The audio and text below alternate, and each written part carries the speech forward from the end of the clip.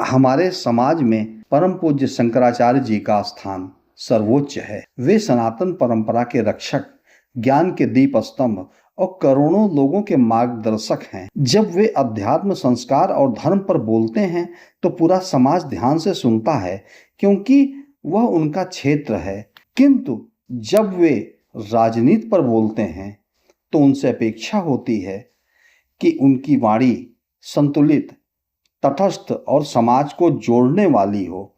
अभी कुछ समय से देखा जा रहा है कि उनके वक्तव्यों में एक तरफा बात आती है कि जैसे शिलान्यास के समय उन्होंने आपत्तियां उठाई, प्राण प्रतिष्ठा के समय आपत्तियां उठाई और तरह तरह की आपत्तियां उन्हीं पर उठा रहे हैं, उन्हीं नेतृत्व पर उठा रहे हैं जिन्होंने राम मंदिर के लिए आंदोलन किया और उसको बनाने के रास्ते को सरल किया।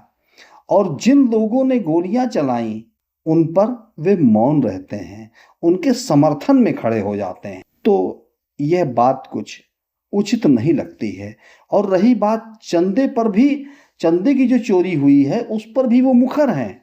आखिर सरकार जांच कर रही है, लोग जेल में हैं, कल को सजा भी मिलेगी, लेकिन वो उस पर हाय तौबा मचा रहे हैं। यहाँ पर संतों का काम लोगों को बांटना और दीवारें खड़ी करना नहीं है, पुल बनाना है। अगर एक पक्ष की गलती पर आवाज उठे तो दूसरे पक्ष की गलती पर चुप्पी क्यों? यह समाज में भ्रम पैदा करता है, वो भी इस स्तर के, इस महान पद पर बैठे शंकराचार्य जी के द्वारा। फिर लोग सोचते हैं कि ये धर्म की बात है या राजनीति की। आज देश को टूट की नहीं, जोड़ की जरूरत है। मंदिर बना ये आस्था की जीत है। अगर निर्माण में कोई भ्रष्टाचार हुआ तो कानून अपना काम करेगा, पर आस्था पर प्रश्न चिन्ह लगाना, करोड़ों श्रद्धालुओं की भावना को आहत करना, ये उचित नहीं है।